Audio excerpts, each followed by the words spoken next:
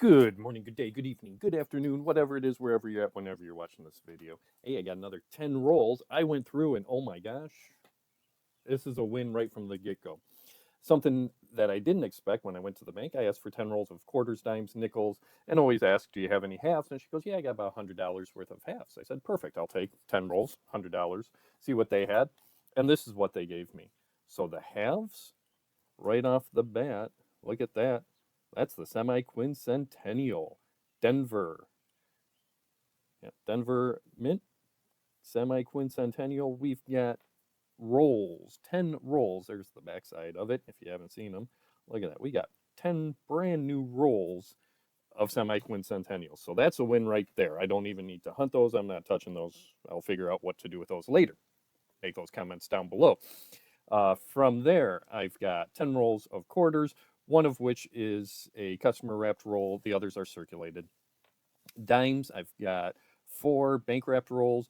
I want to say these two might be brand new 2025 rolls. These are circulated, and then obviously customer wrapped are circulated. I've got 10 rolls of nickels, all of which are circulated. So I'm going to start here, work my way down, and I, of course, will bring you in for any finds along the way. Well, that was a pretty uneventful 10 rolls for nickels. This is the lowest finds I've had in a while for nickel rolls. We did get a 2024 Philadelphia. That is a lower mintage coin, not a key date, low date area, but we limited production of the 2024s. We did have a 1940, and that is a Denver Mint common. We have a 1953, and that also is a Denver Mint common. And we have a 1954. That is Philadelphia Mint, but still a common coin. So a couple from the 30s, 40s, one. Not much out of the nickels, surprisingly. So let's move back here to our dimes. And as we always check, and I know one of these does because I already did, there it is. We have a magnetic dime there. So let's pull that one out. Let's take a look here and see what we have. If it's magnetic, it's going to be foreign, which I'm going to guess is going to be a Canadian. But let's just do a nice edge check, and there it is. I don't know if you can see that from your level, if you've got the eyes to look for it, but you can see a slightly different reading pattern, and that it's silver. And what do we have? We have a Canadian 10 cent, and the year, well, that's an anniversary year. That's a 2002, 50 year, 1952 to 2002, Canadian 10 cent. Any other silver edges on there? Nope, I'm not going to bore you with a lot of these. I'm just going to real quickly search through them, and I'll bring you in if there are any silver or finds along the way. All right, folks, as expected, nothing for the dimes. The only dime we did have, you saw that first roll. We have that Canadian foreign 2002. That was it for the Canadians. Now we're going to get going on these quarters here. I'm just going to do 2 rolls, edge check real quick. This is the odd man out, customer wrapped rolls. Let's take a look here. And edges, nothing fancy. A couple newer edges. That looks like a brand new coin there. 2024, that is a newer one. All right, I'll take those off row. Let's take a look here at one of the customer wrapped.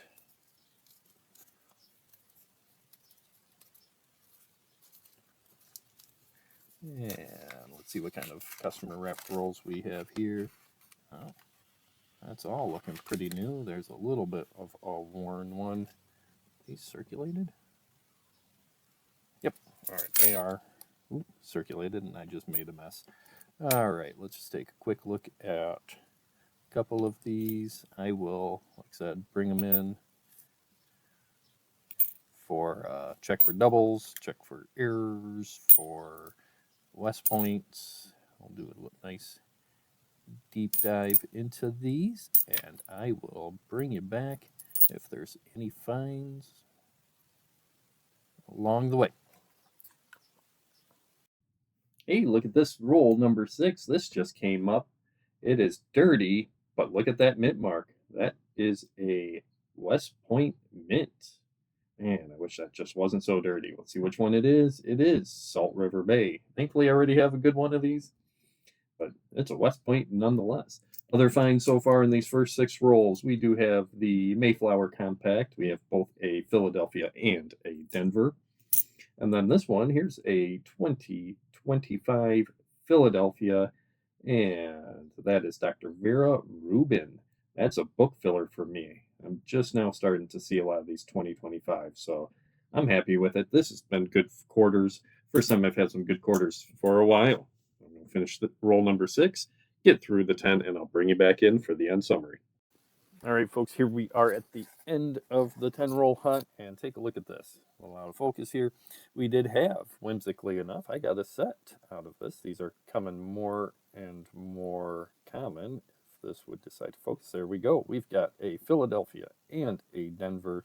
That's the semi-quincentennial, and that is the Mayflower Compact. I have been seeing these more and more and more. They're now common quarters. We also do have a new book filler. That's a 2025 Philadelphia. And this one is Dr. Vera Rubin. I don't have this one, so that is a book filler for there. And then, as you saw for that highlight, we do have this dirty. I'm on focus. There we go. We do have this dirty West Point. You see there's that V75, so you know that privy mark is a 2020 Salt River Bay. So it's good to see the West Points are still in circulation for being such a low minted coin, but man, has that seen better days. I don't even know if that can get cleaned up there.